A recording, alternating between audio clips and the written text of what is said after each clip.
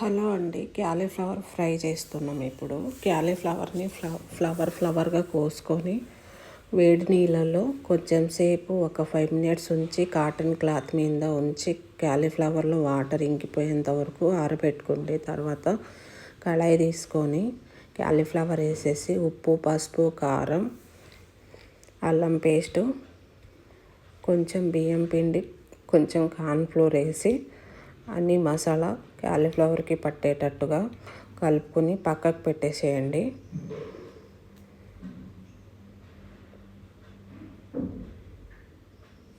మసాలాలు అన్నీ వేసేసిన తర్వాత మంచిగా క్యాలీఫ్లవర్కి అన్నీ మసాలా పట్టేటట్టుగా కలిపి పక్కకు పెట్టేసి బియ్యం పిండి అవి ఎక్కువ వేయకండి.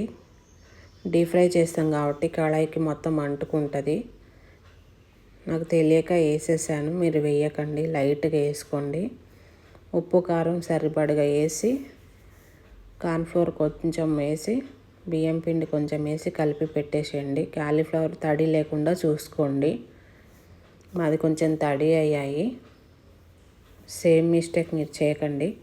ఆరిన తర్వాత స్టవ్ వెలిగించి డీప్ ఫ్రైకి కళాయి పెట్టిన తర్వాత కళాయిలో డీప్ ఫ్రైకి ఆయిల్ వేసేసి ఆయిల్ కొంచెం గరం అయిన తర్వాత హీట్ ఎక్కాలి. ఆయిల్ హీట్ ఎక్కిన తర్వాత స్టవ్ లో ఫ్లేమ్లో పెట్టుకొని క్యాలీఫ్లవరు ఒక్కొక్కటి వేసి మొత్తం డీప్ ఫ్రై చేసుకోండి.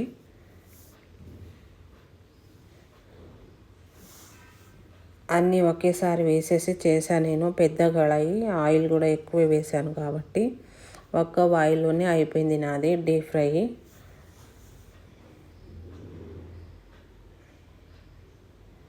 అంతా కళాయిలో వేసేసిన తర్వాత గోల్డెన్ బ్రౌన్ లాగా రావాలి.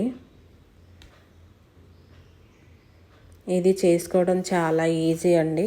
వంట రాని వాళ్ళు కూడా ఈజీగా చేసుకోవచ్చు. కలిపి పెట్టేస్తే ఈజీగానే అయిపోతుంది. నా ఛానల్ చూస్తున్న వాళ్ళు లైక్, కామెంటు, షేర్ చేయండి.